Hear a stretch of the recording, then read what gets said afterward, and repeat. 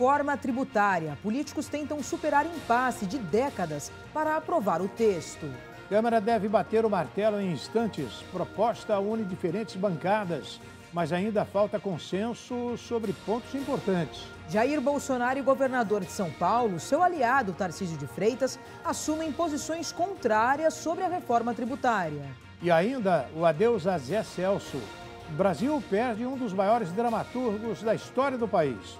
O ator morreu nesta quinta-feira em São Paulo, aos 86 anos. O Brasil News da Rede Brasil de Televisão está no ar.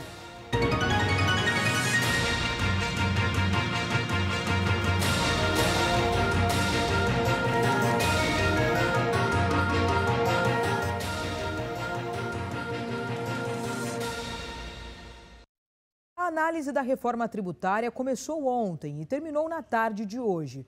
O texto é uma pauta prioritária para o presidente da Câmara, Arthur Lira, e para o governo Lula. Mas o Partido Liberal acredita que houve uma pressa sem necessidade para a votação da PEC.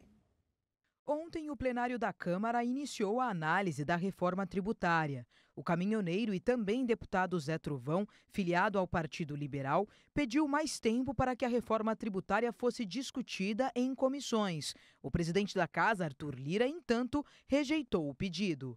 Para se fazer uma reforma que pode mudar o rumo do Brasil definitivamente, nós teríamos mais 6 meses para frente. Que Deus abençoe. Deputado Zé Trovão, essa PEC, ela passou 101 sessões na comissão especial, quando o prazo máximo era 40. Essa PEC funcionou na Câmara, no Senado, numa comissão mista e agora num grupo de trabalho durante mais de 100 dias, ou acho 120, 150 dias.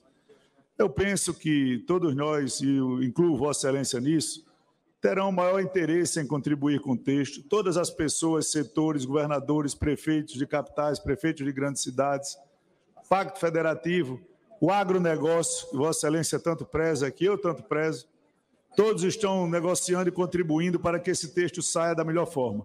A reforma tributária propõe a criação da contribuição sobre bens e serviços para substituir o PIS e o CONFINS, e o imposto sobre produtos poderá virar um imposto seletivo. No parecer apresentado na noite de quarta-feira, após negociações, o relator do projeto, o deputado Aguinaldo Ribeiro, do Partido Progressistas da Paraíba, incluiu a criação de uma cesta básica com isenção tributária. Então nós estamos criando, instituindo na Constituição, aliás eu troquei o artigo 8, que tratava da redução, e botei a cesta básica, e a redução eu botei embaixo da cesta básica para dar um sinal claro a todo o Brasil de que o que nós estamos fazendo aqui é um trabalho sério de responsabilidade com todos os brasileiros.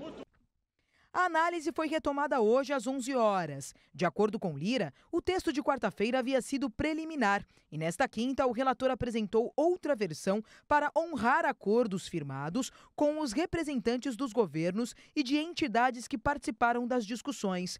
Justificando que Lula disse ter orgulho de ser comunista, o ex-presidente Jair Bolsonaro pediu aos deputados que votem contra a PEC. Bolsonaro está chateado com o governador de São Paulo, Tarcísio de Freitas, por declarar apoio à reforma tributária. O PL acredita que há uma pressa em votar a PEC sem necessidade. Os senadores Rogério Marinho e Carlos Portinho, ambos do Partido Liberal, concordaram que era necessário mais tempo. Não está tratando de um projeto que vai atingir setorialmente um ramo qualquer da economia.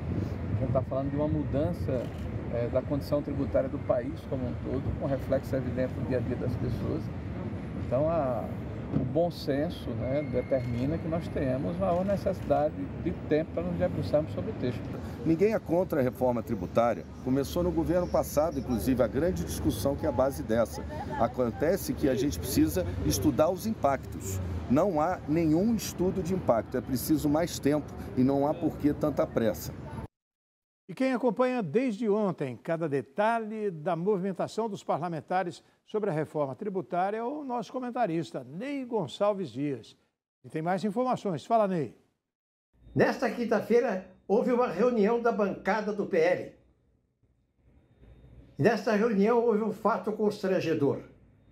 Quando Tarcísio de Freitas começava a falar e acenava com a possibilidade dos benefícios da reforma tributária, Bolsonaro imediatamente levantou, ficou de pé, pediu o microfone e disse que Tarcísio de Freitas não tinha experiência política nem administrativa, o que causou um grande constrangimento. Neste momento, em São Paulo, Tarcísio, depois de 6 meses, tem mais prestígio e poder do que o ex-presidente Bolsonaro, mas ele não sabe disso.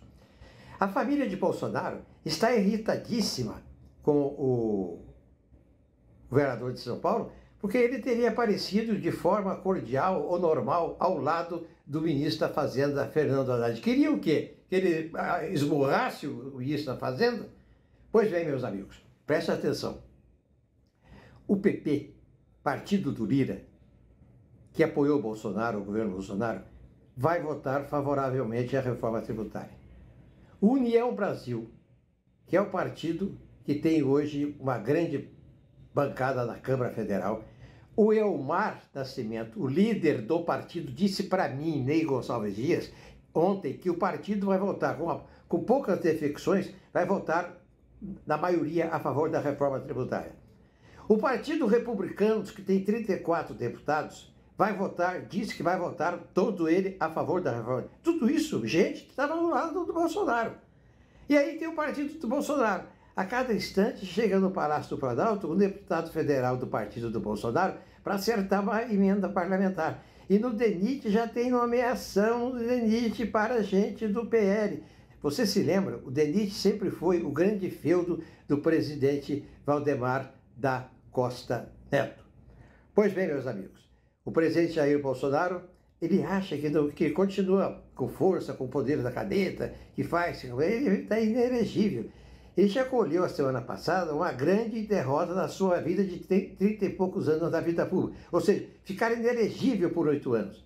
E agora ele vai colher a segunda grande derrota da sua vida ao ser contra uma reforma que o Brasil luta por ela há 30 anos. O ex-presidente Jair Bolsonaro pode ter os direitos políticos cassados e ficar sem o salário que recebe de seu partido, o PL. O uso indevido da TV Brasil e da estrutura do Palácio da Alvorada na reunião com embaixadores em julho do ano passado pode levar o ex-presidente Jair Bolsonaro a responder por improbidade administrativa. Uma das hipóteses em caso de condenação é a suspensão dos direitos políticos, impedindo o ex-presidente de exercer funções no PL, o seu partido atualmente. Bolsonaro exerce desde abril a função de presidente de honra com salário de R$ 41 mil. Ao deixar Bolsonaro inelegível, a maioria dos ministros do TSE decidiu que o encontro com embaixadores teve motivação eleitoral, com desvio de finalidade no uso da estrutura pública, tanto de funcionários quanto da empresa Brasil de Comunicação, que transmitiu a apresentação ao vivo. Uma das teses usadas pela defesa do ex-presidente no julgamento, ignorada pelo TSE, foi a de que a reunião não teve finalidade eleitoral, sendo apenas um ato de chefe de Estado. A pena de inelegibilidade aplicada pela Justiça Eleitoral não impede o desempenho de funções partidárias, mas sim de assumir cargos eletivos. Já a suspensão de direitos políticos, por outro lado, é uma punição mais ampla. A seguir, o presidente Lula retoma reuniões do Conselho de Desenvolvimento Industrial. O governador de Minas Gerais se reúne com a União Brasil de olho no eleitorado de direita para as eleições de 2026. O Brasil News, da Rede Brasil, volta daqui a pouquinho.